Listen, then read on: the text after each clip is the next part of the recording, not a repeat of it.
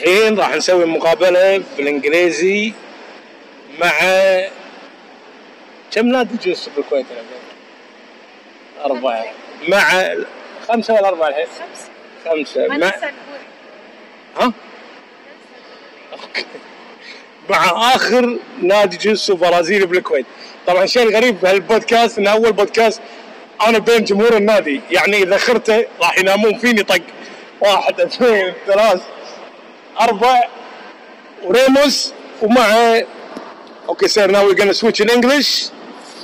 Can you introduce yourself to our audience? My name is Teidur. Okay. I'm coming from Romania. I'm a black belt in Brazilian Jiu-Jitsu. Next year, January, I've been doing... Okay, sorry, come here. My name is Teidur. I'm coming from Romania. That's in Europe. Okay. I'm the land of Haji. Yeah, the land of Haji. Nadi. Nobody know that. Nobody know that. Brazilian Jiu-Jitsu black belt. Like I'm the first Brazilian Jiu-Jitsu black belt in Romania. This January, I'll be doing for 15 years Brazilian Jiu-Jitsu. 15 years. 1-5, yeah. Wow. 15 سنة. 15 سنة. For people who just started Brazilian Jiu-Jitsu, can you sum the whole journey in one sentence? The whole? The whole journey, the whole 15 years. My journey? Yeah. Super hard. If I tell people how hard it was for me, and they tell me it's harder for them, there's no way it can be harder than it was for me. Because I started 15 years ago. When I started, there was no gym, no academy in Romania teaching Brazilian Jiu-Jitsu. So I started doing it on my own. On the internet, there were 21 techniques, only pictures. No YouTube, no instructional. How did you know about Brazilian Jiu-Jitsu? I found out from a guy that I was going to a fitness club. So the guy that was an instructor of the fitness club, which now is one of my instructors in my club. Oh, okay. He's one of my students. He's a black belt. I promoted him last year, a black belt. And I was passionate about UFC and MMA and stuff like this, okay? But there was not too much information. And he gave me a VHS cassette. Yeah, nobody knows. This kid will never know about this. Yeah. And he said, look at this. This is UFC 2. There's this guy from the Gracie family. These guys are unbeaten. And when he said the word unbeaten, it clicked something. Yeah, it was marketing because they were beaten. Yeah, they're very smart. Yeah, just go watch it and come back. I watched it on the video cassette, came back and I said, I remember even this day, I said, man, very efficient, but ugly as shit. Yeah, but very efficient. Very efficient. And he told me something that again clicked. He said, yes, but they use only technique. Doesn't make sense. Yes, so I was not a powerful guy. I don't have too much strength. I had some problems with my back. I had a hernia back then. I have 2 now. And when he said technique, I said maybe it suits me. So then I started searching, and after 1 month after this, there was a seminar Hoist Gracie in Milano. Milano. So I went there, got hooked, and then the journey started. But Professor, in Romania, what is the major sport? Like in Kuwait, the major sport is judo. So when people start doing Brazilian Jiu-Jitsu, at least there is some kind of backup. Yes. But in Romania, what is the main style there? Yeah. Main style as far as martial arts? Yeah, martial arts sport, like Olympic sport. Like the best sport, the most practiced sport is football. Okay. Soccer. Yeah. But Go Haji, yeah, we have a big tradition in wrestling. Oh, nice. A lot of Olympic gold medalists and silver medalists and whatever. Judo is also, and boxing. Oh, so it's a grappling land. Yeah, grappling land. Yes. So like Jiu-Jitsu Brazilian is even the national sport is grappling related. Oh, so it is an easy transition to from. Yes, but it's not practiced that much. It's Trenta, which is kind of like a wrestling. Folklore wrestling, yeah. But if you look at the countries, most of the countries there, like national contact sport or martial arts or whatever starts from grappling. So you can see a lot of similarities in all the countries regarding this grappling thing. But in Romania, when I started, because I was telling Sam, one of the guys that came today at the seminar, and he was so nice both times to accommodate me in his house. And I told him that when I started in the biggest Romanian forum where every martial art martial artists were there. Internet forum? Yes. Yeah. When I promoted Brazilian Jiu-Jitsu the first time, he said, "Oh, but on the ground only the kids fight." Oh. So this was the beginning. Okay. Yeah. Back then, learning was very high. Okay. So I remember I was spending like 6-7 hours per day being on forums and asking questions and reading. So can you imagine learning Brazilian Jiu-Jitsu by reading? Yeah, this must be very hard, you know. But how did you manage, how did you keep up training without non-structure? I loved it. And I think this is the best lesson that somebody can learn from this is like, if you do something with passion and it was inside, it was not something outside. Okay. I didn't need belts, didn't need medals, didn't need the recognition, didn't need fame or whatever. It was inside, something inside. When you have something inside, the exterior motivation doesn't matter. So like you go skiing. If you like skiing, you go on the slope. Doesn't matter what time you do. If you compete with somebody else, you just feel the movement, you know. So it was like that. When did ابسلتو start? Started ابسلتو 2004. So I started 2003. I managed to get some guys to train with me, and I said I need something like a name, a club or academy or something. And I was looking around, and I found two directions. One was the Absolute Division, which is the best, like the best guy comes from the Absolute Division. That's where all the weight categories come together. The open weight division, and in Portuguese, in Brazil, it's Absoluto. Okay. Okay, and absolute also means the absolute, like the highest that you can achieve, and so on. That's how Absoluto started. So just imagine, like, make a small circle, starting from learning on the internet, reading. It's a very huge jump. Yeah. Then we started to accumulate medals, going outside, earning gold, then getting world champions like Remus here, and getting world champions in IBJJF and in UAEJF, in Newaza, and then having last year a fighter in UFC. So your gym was generation 0 in Romania? Minus 3. But you laid the foundation. Yes. Like, did you have other people creating other gym from your gym? Basically, Kuwait. This is what happened. Later, yes, later. But this is good. Because this is what I'm telling Ramos, that we have, like, in Bucharest right now, we have, like, I guess about 20 gyms that they have, in a form or another, they have Brazilian Jiu-Jitsu. Maybe they are not mainly Jiu-Jitsu, but they have classes of Brazilian Jiu-Jitsu, and this is growing. So in Romania, it started to explode the last, 3 years. We already have now, I guess there are 18 affiliates of Absoluto. Yes. Kuwait, Bulgaria, Moldavia. I'm right now in discussion with somebody to open affiliation in France. Absoluto. Yeah, close to Marseille in Aix-en-Provence. And then 15 in Romania. What I was having in my mind. Yeah, like every time Brazilian Jiu-Jitsu pop in a country, like the same thing they said in the forum. It's a good stuff, but this will escalate to challenge between other sides.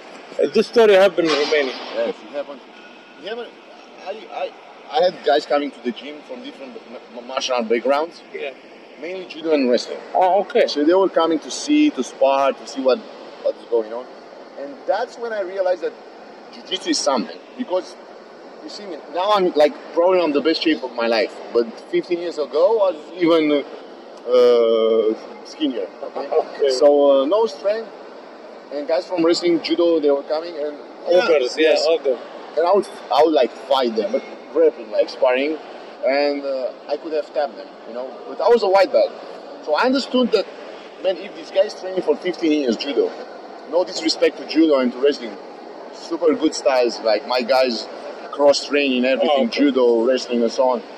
But it's different approach. Okay, so I was submitting them, and I said, man, it has to be something with this martial art. If me after 2 years, if I can submit a guy that's been doing judo for 15 years or wrestling for whatever, there has to be something. And that's when the moment that I realized that in order for me to do this, I need partners, to train. And I felt so good, and I wanted to spread this. Okay. Because the main thing was for me to coach, like to give it out to people. Because even if I wanted to compete and get medals, I was 26 years old. It was super hard for me to learn. And then there was a new generation that came into the gym, including Ramos, who was a world champion, European champion, gi, no gi, and so on. And Camille, who's also one of our best guys, world champion, European champion, and so on. And 6, 7 guys that were so into jiu-jitsu, and there was this generation, the perfect generation that I had. The first generation, yeah. Not the first, the third or fourth generation, okay? First generation was the first MMA fighter that we had. Oh, interesting, yeah. He was doing jiu-jitsu for 3 years, nothing previous, 23 years old. Fought first fight in an amateur competition, won by armbar in 2 minutes. Next fight he's fighting an American guy, wrestler. Comes to Romania. We heard that 1 month ago he beat a brown belt in jiu-jitsu. I told my guys, don't tell this guy anything. Don't tell my guy. Yeah. It will destroy him mentally, yeah. Next morning when we go to the competition, to the show, to the event, he's telling me, coach, that guy beat a Brazilian jiu-jitsu brown belt. Shit, he was a blue belt. Yeah. But he beat him. Very super talented guy. Then the third fight, he fought the best prospect in Romania, a guy that was doing Kempo and boxing and whatever for all his life. Okay. Very young, 23 also, but he beat him really well. And then he quit. So the MMA fighter generation? Yes. So then another generation came, and then came this generation with a lot of people that we have in Romania right now 12 black belts. 12 belts, yes. The last 2 years, most of them the last 2 years. Yeah. Okay. Except 3 guys, all of them were somewhere in the past they were my students. Okay. So somehow they left from Absolute and they spread the jiu-jitsu outwards. And with some of them I parted not in a very good way, because we had some discussions. Some of them parted in a good way. But now I'm in a good relationship with everybody, and I'm really glad that they're spreading jiu-jitsu and doing it their own way, because I believe there's room for anybody. Is ابسلتو affiliate with other Brazilian jiu-jitsu gym, yes. Technical support? Yes. Then in 2006 I met my actual instructor, my actual professor. He's Eddie Cohn. He's from UK. He's a black belt under Hoyler Gracie, directly under the Gracie. Gracie Amate? Hoyler. Yeah, Hoyler. Gracie Amate gym. Humeita, yes. He's under him, and it was huge help for us, because for a long period of time he came there without asking a penny. Nothing. Sometimes how it's Brazilian jiu-jitsu. Guy comes to the seminar, 3,000-4,000 euros. I teach you Brazilian. Yes, I know. And he came, and for this I'll be forever grateful to him. And for one more thing, he didn't impose anything on me. He let me develop myself how I wanted, and the gym also. I remember the first time he came, I was so eager to learn, and I did a private on his hotel room, because I kept asking him and asking him. Then I would travel to UK to learn. Then every time I would go to a holiday, like a vacation, I would go to a place where there was also a jiu-jitsu gym. For instance, Lisbon or Barcelona or Milan and so on. Okay, so then I started to learn. Then YouTube came, and most of the time, most of my black belt is I'm a YouTube black belt. You know how they say. But this is how it all developed. Describe the first day Remo Center. First day. Let me tell you a story with Ramos. Yes, that is please. Yes, in the please. beginning. Yes, This is when I remember him. Like, he came for the first time, maybe I'm mistaken, for MMA class. For one of my students, we opened another gym. We had MMA class, and I started spar with him, standing. Okay.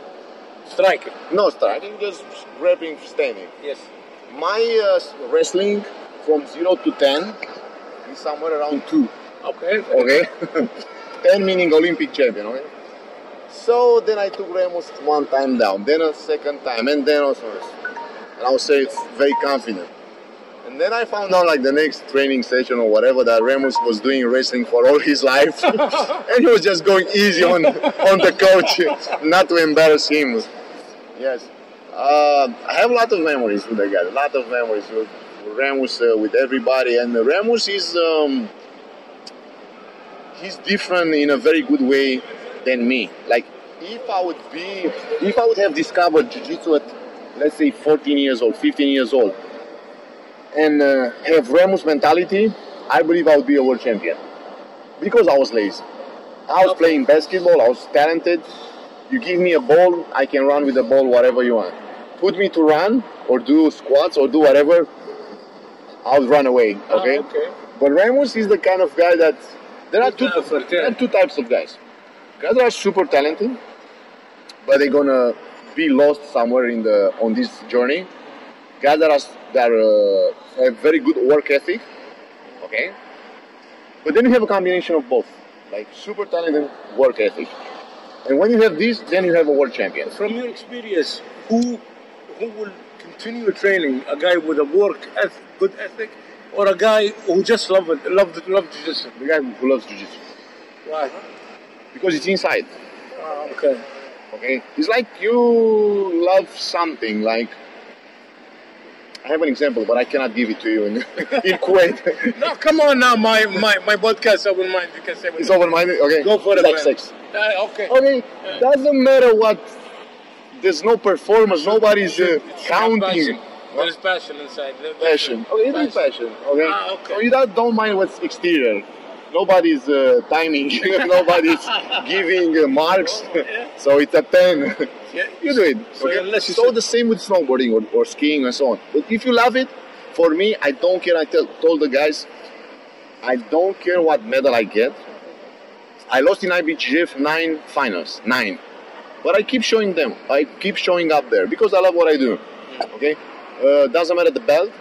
For me, getting the blue belt was the highest achievement that I couldn't get. There was no way. I didn't understand how to get the blue belt. But when I started, I said, one day I'm going to have black belt, I'm going to have a world champion, I'm going to have a guy in UFC, and I'm going to have a world champion in Brazilian Jiu-Jitsu. I got a black belt, I got a UFC fighter, now I'm working to have a guy that's going to be a world champion in IBGF. And going back to the question, work ethic, I believe you work with a purpose. Okay. What is that purpose? I don't know. Be famous, make money. It's exterior, okay? When you achieve it, what's going to happen? Maybe you're going to quit. Maybe if you lose interest. I'm going to work to feed my family, have a big car, have a big house, 10 million in the bank. You achieve that, you stop. But if you love it, you keep doing it. Do it until 80 years old. Okay. Because I have friends that I have a lot of friends that has been doing the sport like professional, like handball players. They've been doing handball from like they were 7, like big performance, national champions, European champions, and so on. They quit their career, 35, 36 years old. They never touch the ball in their life again. Because they think it's force. Yes. So I don't understand. I said, man, how can you been doing this all your life? All your life. You missed holidays, you missed parties, you missed your childhood and your teenage years. And now you don't touch the ball. So it's like I'm doing now, and next year I said, I'm going to quit jiu-jitsu. No way. You can make a break. Like you have problems with your health, or you have problems, you have to go with your family somewhere where there's no mat. But somewhere in your closet there's going to be a gi that's waiting for you. Exactly.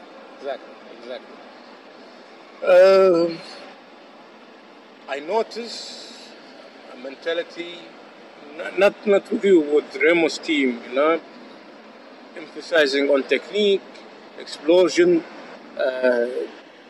abolish jiu-jitsu. I don't know how to express it, you know. Like in Kuwait, once a black belt come, they bring him in. When he see us roll, he said, "You're doing grappling, but it's not pure jiu-jitsu." Okay. I think you understand what I'm saying, because you start like when we have no structure, you know. Okay. How long it took until you produce a good version of jiu-jitsu, not something mixed like some wrestling, judo, and jiu-jitsu? Not sounding being not modest, but I think that from the beginning we started like with jiu-jitsu, pure jiu-jitsu. We didn't have much. Okay, we didn't have the full tank. We maybe had on the bottom like 1 liter.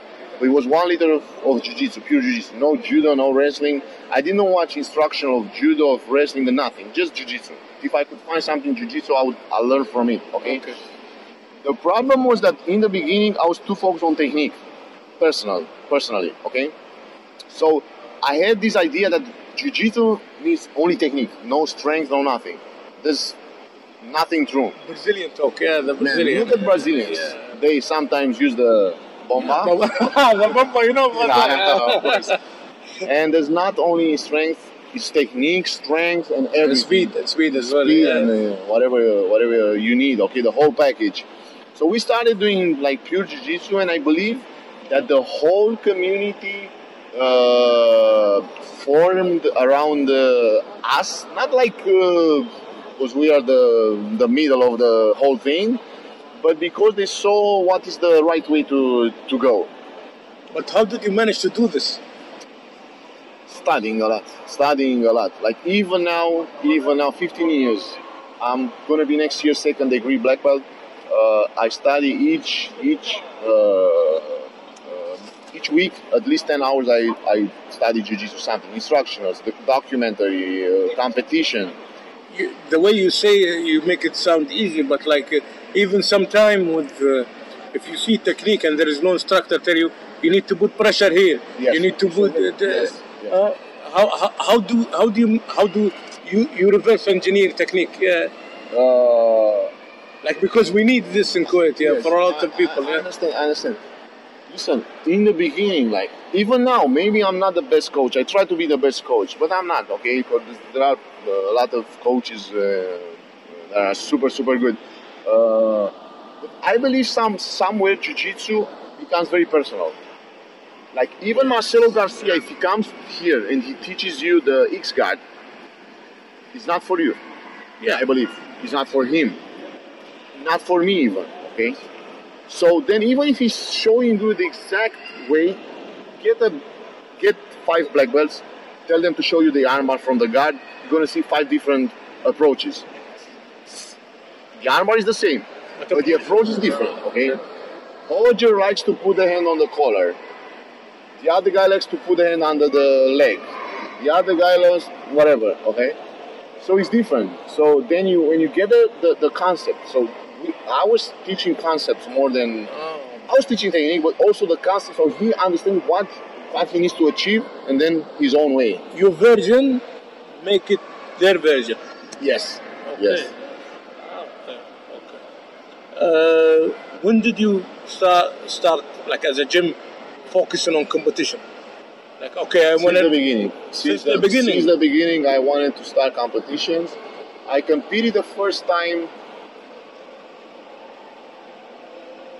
I believe it was 2004, like the second year. 1 year after I started.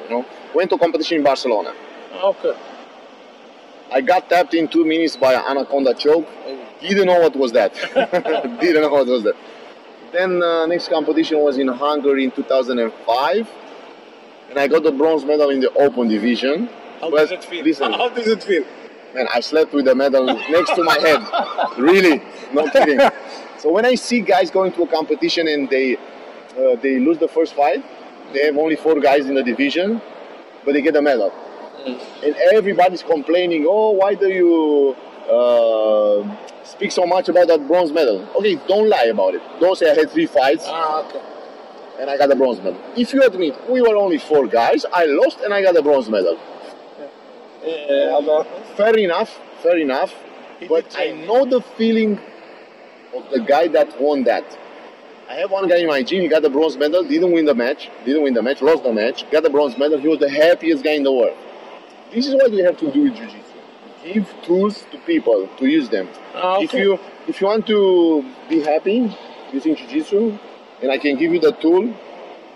I encourage people, like even when they call it in Kuwaiti khatf, this kind of thing, like you take medal that you didn't win or something.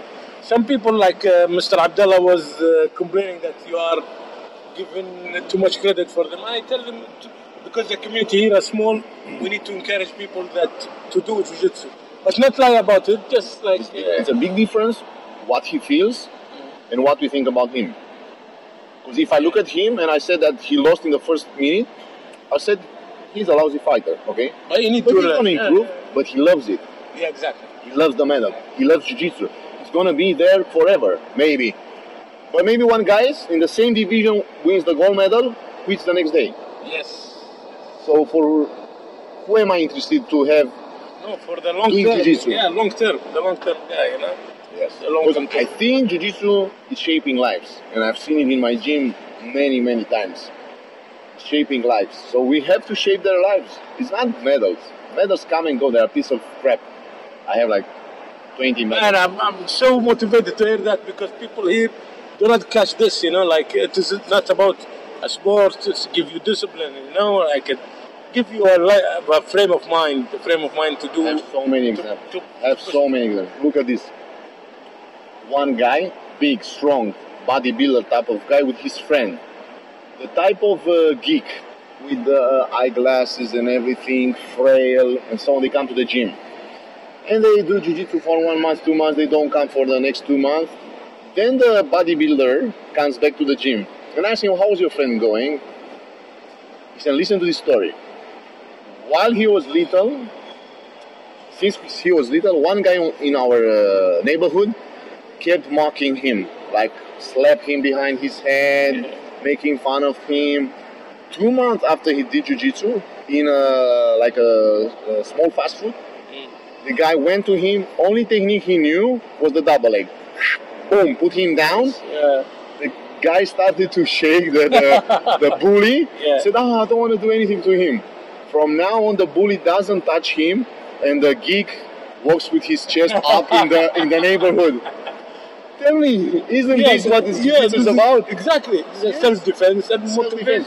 Then you got the guy that's a prosecutor in Romania. And after 3 years, he said, man, you changed my life. Jiu-Jitsu changed my life. Professionally, my personal life, everything. So this is what Jiu-Jitsu is about. Because I went to UFC with a fighter, first Romanian fighter to go to UFC. And it was a bad experience for me. I didn't like to be there. Why? She was a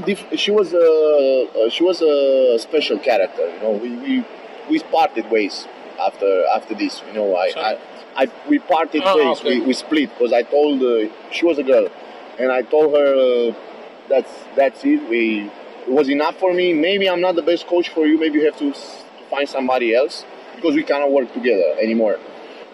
And I went there, like it's the one of the biggest achievements that you can have in the martial arts, having a fight in the UFC. Yeah. You are now there in the middle of the cage, USA, 70,000 people watching. Somebody gives you the gloves there. At that moment, you're gonna fight. I'm telling you. Yeah. If you are there with me, we are coaches, and somebody says, "Look, take this gloves, fight." You're gonna fight. Yes. That's the feeling there. Yeah. You know, it overwhelms you. It is the UFC. It is the UFC. Yeah. But I went there, and the experience that I had with UFC is bad. It's bad. What's this? Can you talk about it? Or? I can talk about it. He shows the type of no work ethic. No. Super talented. Incredibly talented. How come she could reach the UFC if she doesn't? Incredibly talented. Oh, okay. Insane physical attributes. Went 5-0. UFC called her. We got the fight. For the second fight, we got notice 1 week and 10 days before the fight. 1 week, 1 month and 10 days before. She had 4 MMA trainings. 4 in 1 month and 10 days. And many other. 4 classes. Only 4. She's only 4 trainings. Okay? That's a little bit stupid, you know. You can call it stupid, okay?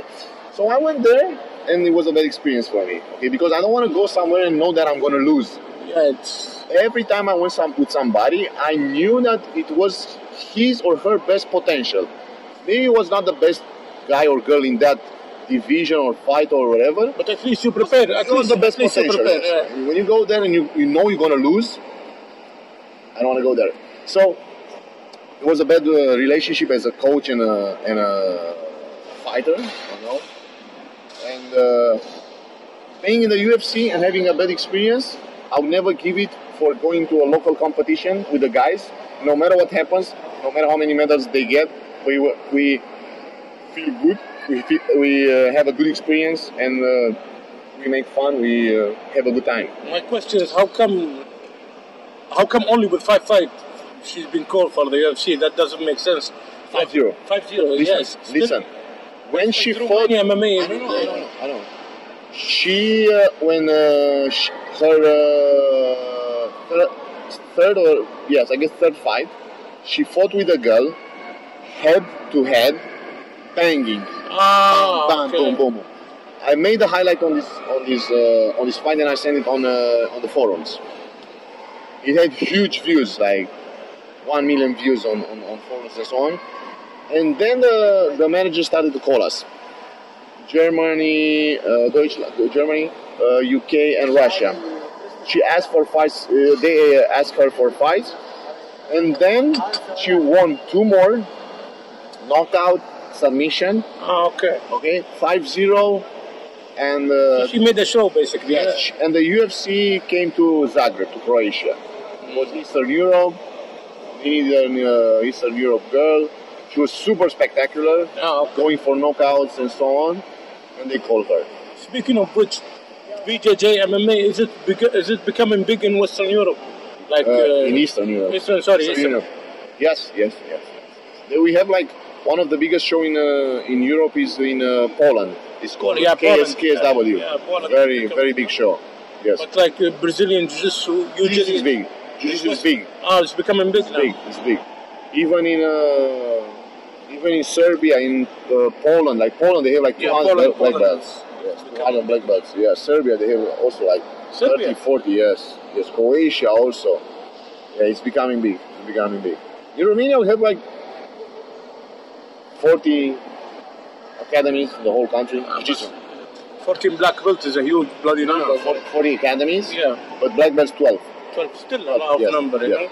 Still a lot of, like, judging from what you see in Kuwait, when do you think we will have, like, average black belt, like good level black belt in Kuwait? Already have one. No.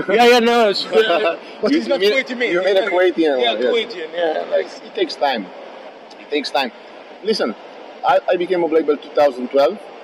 Next black belt came in 2014.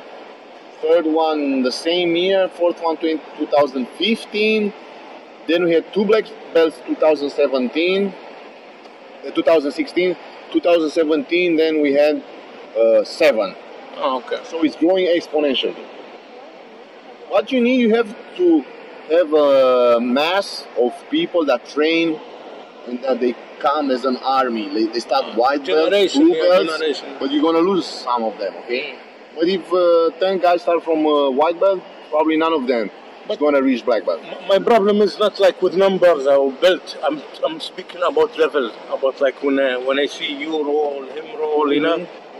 This is what Jiu-Jitsu is supposed to be like for in Kuwait.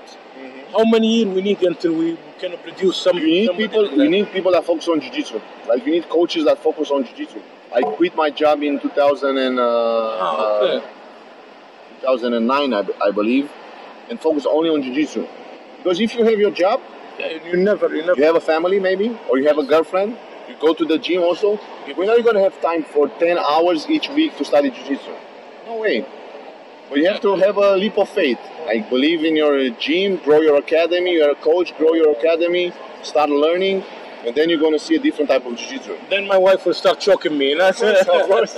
This will never happen. But yeah. Speaking of, sorry if I'm taking too much of your time, but like doing academy, like teaching purely only jiu-jitsu, how does financially work for you? Like, you know, like you making a business of academy. What is the model for it? You know, the model that we are doing now is like we are trying to make a franchise and sell this franchise as a business, not as an affiliation. Because you can be affiliated to Gracie Baja, or you can be affiliated to Alianza or Mendes or it doesn't matter. We are trying to sell you a franchise that is a business model. So what we learn is like most of the academies are run by jiu-jitsu instructors that have no idea about marketing, finances, and management. Okay, so the whole model that we have is based on concepts that you see in sales, in marketing, in business management, and so on. So you bring people who specialize on this. I learned in the beginning, and then I delegated. Right now, I have 2 gyms, I have 2 academies in Bucharest, and I have 13 coaches. 13 coaches. I have a manager that's managing both of them. And I teach only 3 classes. Monday, Wednesday, and Friday from 9 o'clock. 1 hour.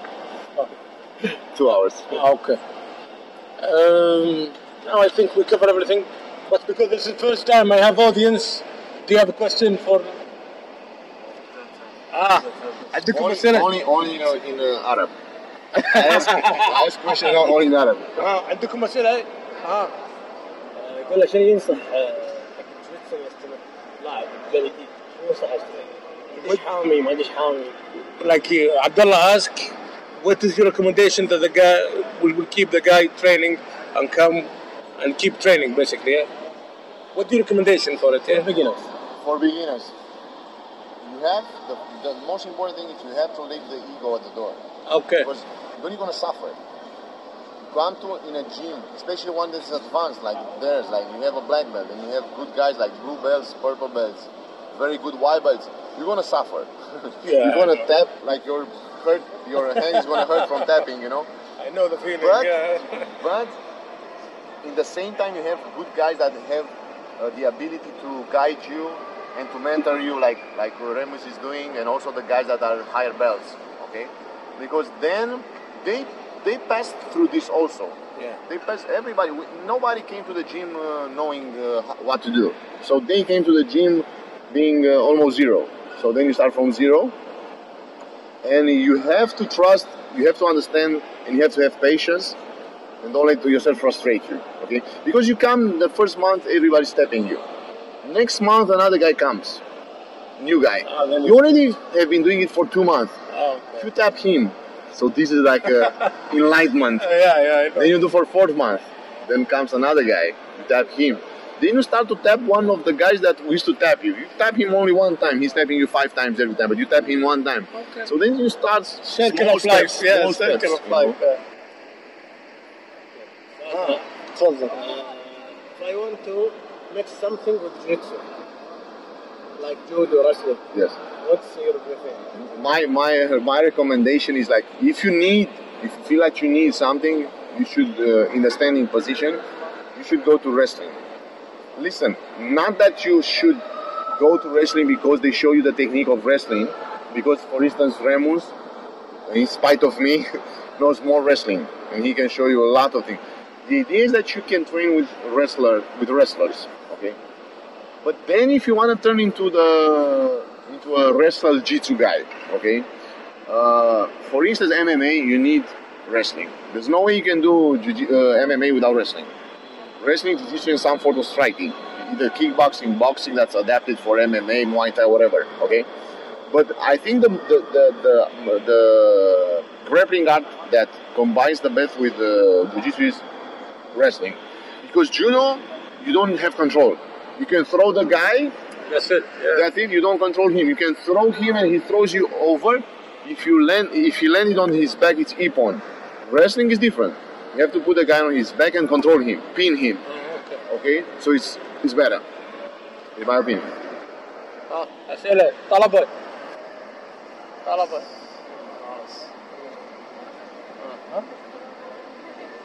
Mr. Any last word? Any last word? I just hope to see you again. And Inshallah, yeah. And thank you for the opportunity to speak with the community. It's a small community. It's a small community. It's growing. I know. I have a guy. Listen, I have a guy in a city, small city in Romania. Started in 2009. Had 3-4 guys for the first 6 years, 7 years. He kept doing it. Now he has like 20 nice. kids and everything, but he loves it. He's gonna do it for all his life, no matter what happens. So, guys, find what you love, give love back to the community, and you're gonna do it for all your life. Unless you do Kejikimbo suck. You should say that. No. I don't know what was that, but sounds bad. Yeah, exactly. Thank you, sir, and